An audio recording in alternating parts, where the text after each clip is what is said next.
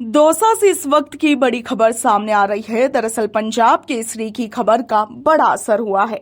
दौसा भाजपा के भीष्म पितामह कहे जाने वाले नेता गोवर्धन लाल बडेरा ने पंजाब केसरी टीवी पर प्रधानमंत्री नरेंद्र मोदी से मिलने की इच्छा जताई थी। जेल गया, उनके साथ जेल रहा, तेरा वैभव अमर है, माँ हम भी चार रहे मेरे।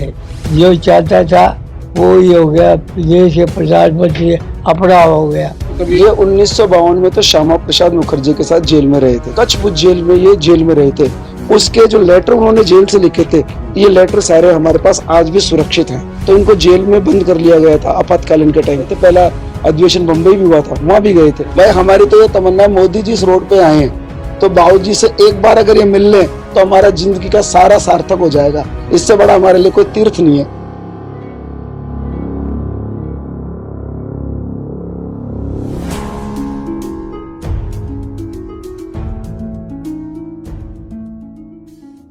दौसा लोकसभा सीट लगातार सुर्खियों में बनी हुई है, जिसके चलते भाजपा हो या कांग्रेस, दोनों ही पार्टियों के नेता यहां से जीत दर्ज करने के चक्करों में लगे हैं। आपको बता दें कि जहां भारतीय जनता पार्टी ने दौसा सीट से इस बार के लोकसभा चुनावों में कन्हैयालाल मीणा को चुनावी मैदान में उतारा है, तो वहीं कांग्रेस ने मुरारीलाल मीणा पर अपना विश्वास इस बार जताया है।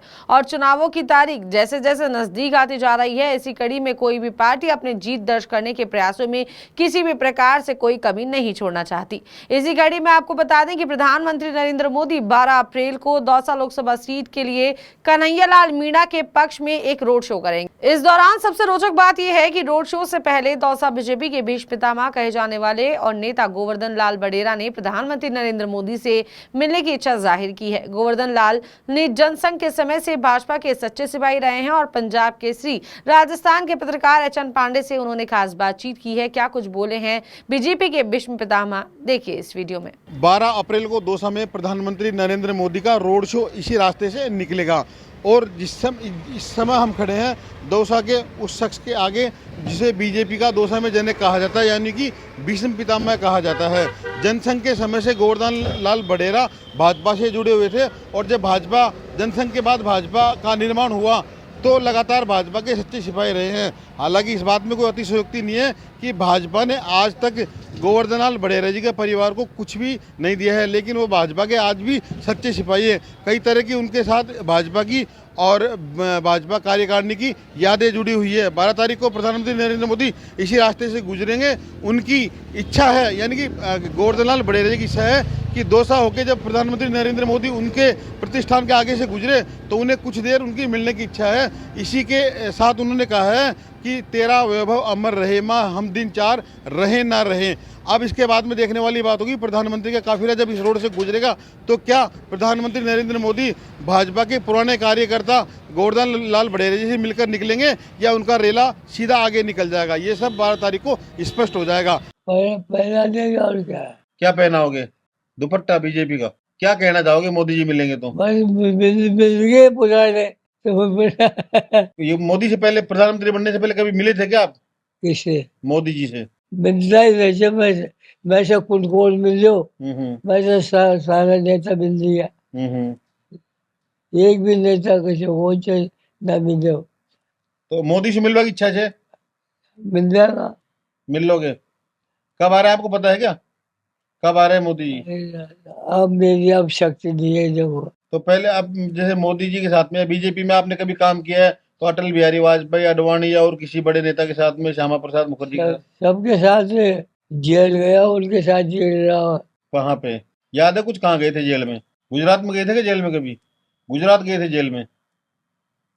मैं कौन सी जेल में नहीं गया, सारी जेल में जाया। क्यों गए थे जेल में? क्यों गए थे? उस देश के लिए। तो देश के लिए क्या करना था आपको?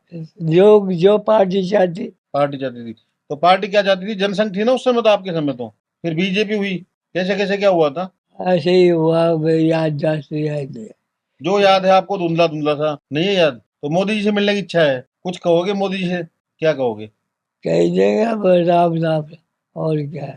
आप क्या चाहते हो मतलब बीजेपी से? कभी आपको बीजेपी से कोई सम्मान मिला हो या कभी उम्मीद हो कोई?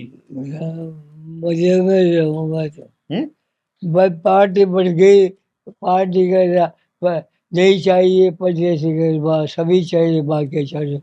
तेरा वैभव अमर है माँ हम भी चार रहे न रहे। जो चाहता था वो ही हो गया। देश के प्रधानमंत्री अपना हो गया।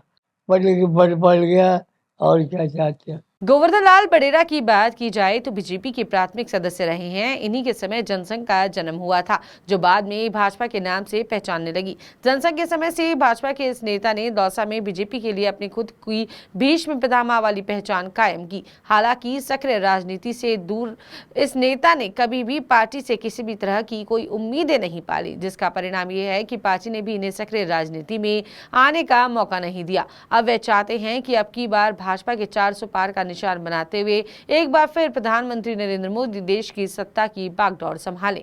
आपको ये भी बता दें कि दौसा में आने वाले हर छोटे बड़े बीजेपी नेता दौसा के इन भीष्म पितामह से मिलकर जाते हैं। उनका दौसा में आना भी सार्थक तभी माना जाता है जब वे 95 वर्षीय गोवर्धन लाल बड़ेरा से मिले। और जानकारी के लिए आपको बता दूं कि गोवर्धन लाल बड़ेरा अपनी उम्र के अंतिम पड़ाव पर हैं, जहां उन्होंने इस पड़ाव में आकर प्रधानमंत्री नरेंद्र मोदी के रोड शो के दौरान उनसे मिलने की इच्छा जाहिर की है। उनका कहना है कि अब उनकी कोई ख्वाहिश बाकी नहीं है। ये 1952 में तो श्यामा प्रसाद मुखर्जी के साथ जेल में रहे थे, तिहाड़ जेल में।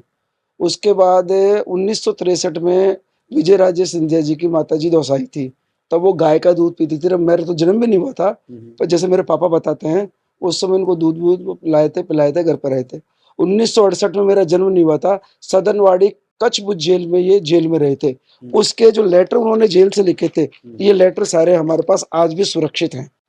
जेल में रहे, और इस जेल में तो इन्होंने ये लिखा है इस लेटरों में कि जो दौसा के लोगों के लिए लिखा था कि तुम जिंदगी भर पैसे के लिए लड़ते रहोगे क्या, देश के लिए कुर्बान होना सीखो, और पैसा आकर चला देश याद रखेगा कुर्बानी को। ये इन लेटरों में लिखा हुआ है। ये लेटर आज भी हमारे पास सुरक्षित मौजूद। 1976 में इनको, मेरी सिस्टर की शादी थी, तो इनको जेल में बंद कर लिया गया था आपातकालीन के टाइम। तो मेरे दादा उस समय 1000 रुपए की जमानत देके उनको छोड़ा। मेरी सिस्टर की लगन चली गई थी, तो पापा जी कहता कि शादी तुम लोग कर लेना और मैं तो देश में ही रहूंगा। लेकिन मेरे बाबा ने इनके पैरों में पगड़ी डाली, तब ये जेल से छूट के आए, और तो मेरी सिस्टर की शादी हुई थी। 1980 से जब बीजेपी का शुरुआत हुई, 1982 में ये बम्बई वहां गए। जैसा हमको बम्बई से कुछ चीज भी लाए थे, पहला अधिवेशन बम्बई भी हुआ था, वहां भी गए थे भाजपा का।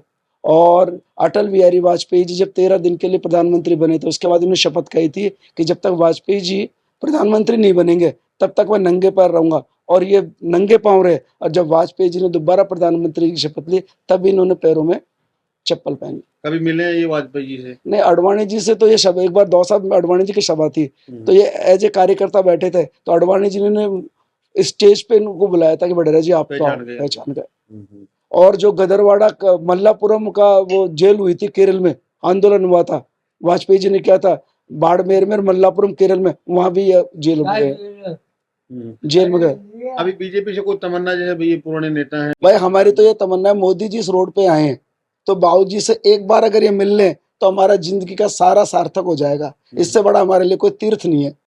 मतलब मोदी से बाबूजी की मिलने की इच्छा है? माऊजी की तो मिलने की इच्छा है, और हमारा परिवार भी धन्य हो जाएगा कि मोदी जी हमारे घर के आगे से निकलेंगे। और बाबूजी के लिए, चाहे वो देश के प्रधानमंत्री, उनका एक एक मिनट कीमत है, लेकिन वो क्षणिक भी हमारे पापा जी के पास आ जाएंगे तो हमारा परिवार धन्य हो जाएगा।